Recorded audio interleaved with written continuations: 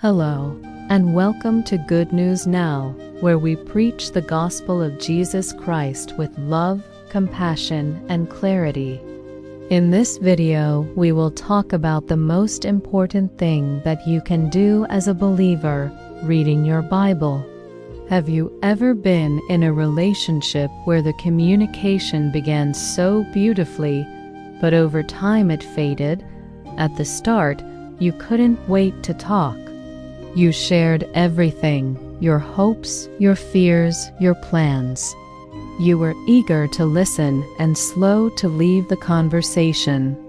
But as time passed, the messages became shorter, the conversations less frequent, and your connection weaker. Maybe you didn't even notice it happening at first, but one day you realized you barely talked at all. This is exactly what happens to many believers in their relationship with God. We begin with passion, excitement, and a hunger to know Him. We read the Bible eagerly, pray often, and talk about Him freely. But then, life gets busy, other voices get louder. We start replacing quiet time with quick glances at Scripture or skipping it altogether. Soon, we're trying to live on memories of what God once said, instead of hearing fresh words from His heart each day. The thing is, God has not stopped speaking. He is still ready to meet with you, still ready to guide you, still ready to speak into your heart. But like any relationship, the depth of your connection with Him depends on the time and attention you give it. And His primary way of speaking to you is through His Word, the Bible. In the book of Hebrews chapter 4, verse 12, it says, "The Word of God is alive and active, sharper than any double-edged sword.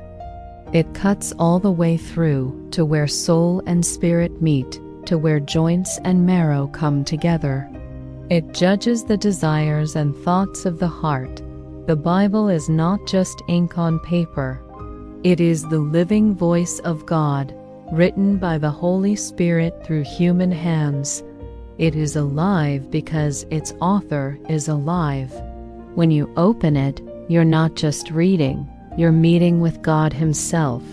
In our modern world, many believers have traded in their printed Bible for the convenience of a Bible app on their phone. And yes, it's wonderful that we can carry Scripture everywhere, that we can access it anytime, that technology has made it more available than ever.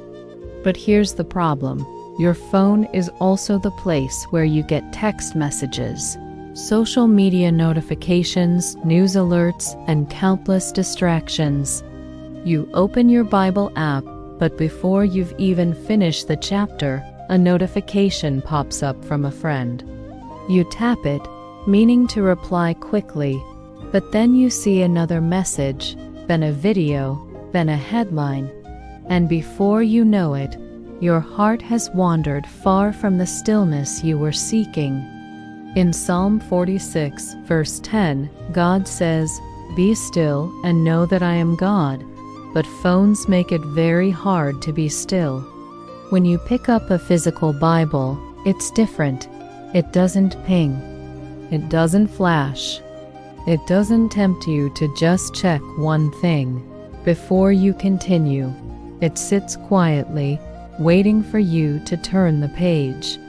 And as you read, you can underline, highlight, and write notes in the margins. You can pause over a verse and let it sink deep into your spirit without the risk of a pop-up pulling your attention away. In Psalm 119, verse 15, the psalmist says, "I study your instructions, I examine your teachings."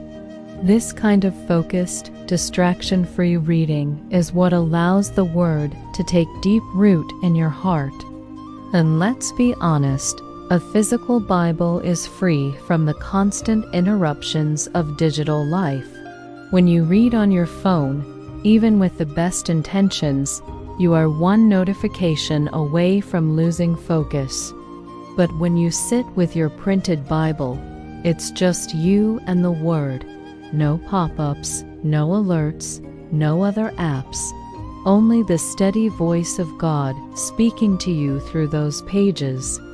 Proverbs chapter 30, verse 5 says, "Everything God says is true, and it is a shield for all who come to Him for safety." Sometimes we put too much reliance on other people for our spiritual growth. Maybe it was a pastor, a family member, a missionary, or a friend who first introduced you to Jesus. That's a beautiful thing. God often uses people to bring us to Him, but here's the truth. God doesn't need them daily to keep you. They were part of the rescue mission, but now you're meant to have a direct relationship with Him yourself. Imagine you were introduced to your future spouse by a friend. You're grateful for that friend. But after you get married, you wouldn't keep sending messages to your spouse through that friend. You'd talk to them directly. Spiritually, many believers still try to communicate with God through someone else, a pastor, a YouTube preacher, a favorite author. But God says in John chapter 10, verse 27, "My sheep listen to my voice. I know them, and they follow me." You are His sheep, and He wants you to hear Him for yourself. God's Word is not just for Sunday services.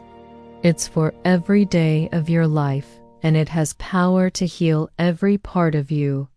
You don't need to search endlessly for verses about addiction or verses for anxiety. The Holy Spirit knows exactly what you need each day. If you will simply open the Bible and read, He will lead you to the truth that will feed your soul in that moment. In Psalm 107 verse 20, it says, "He healed them with His command and saved them from the grave." His Word can set you free from addictions that have held you for years. It can bring peace in the middle of anxiety, strength in the middle of depression, hope when you feel like giving up.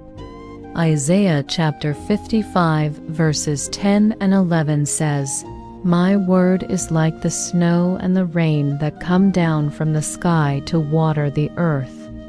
They make the crops grow and provide seed for planting and food to eat. So also will be the word that I speak. It will not fail to do what I plan for it. It will do everything I send it to do." If you are battling anger, God's Word can soften your heart. If you are weighed down with sadness, His Word can lift your spirit. In Psalm 119, verse 105, the psalmist says, "Your word is a lamp to guide me and a light for my path." That light is not only for spiritual questions, it's for every area of life. The Bible can also be your source of wisdom in work, business, family, and creative thinking. Sometimes we imagine that God's Word is only for prayer and worship, but James chapter 1 verse 5 says, "But if any of you lack wisdom, you should pray to God, who will give it to you." Because God gives generously and graciously to all.